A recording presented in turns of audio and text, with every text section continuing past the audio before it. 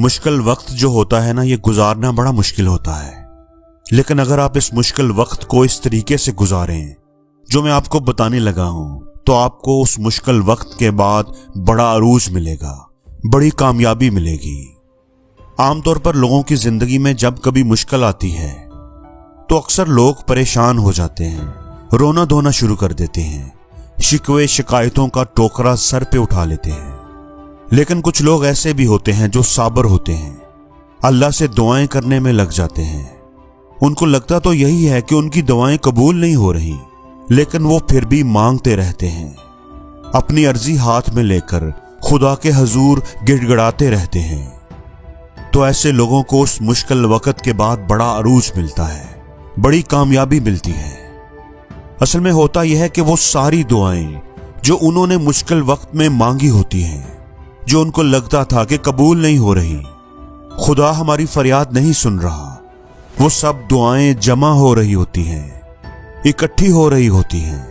اور جو لوگ صبر کا دامن نہیں چھوڑتے، شکایتوں کا ٹوکرا سر پہ نہیں اٹھاتے، ان کو پھر اس کے بعد اکٹھے ہی ان کے انعامات ملتے ہیں، ان ساری دعاؤں کے جو اللہ نے اپنے پاس اکٹھی کی ہوتی ہیں۔ اس کی وجہ سے انہیں پہلے سے زیادہ عروج، پہلے سے زیادہ کامیابی ملتی ہے۔ آپ جانتے ہیں کہ غلاموں میں جتنی شہرت ایاز کو ملی ہے، اتنی کسی اور غلام کو نہیں ملی۔ تو ایک دفعہ ایاز بادشاہ محمود کے دربار میں بیٹھے ہوئے تھے، ان کے ساتھ ایک وزیر بھی تھا۔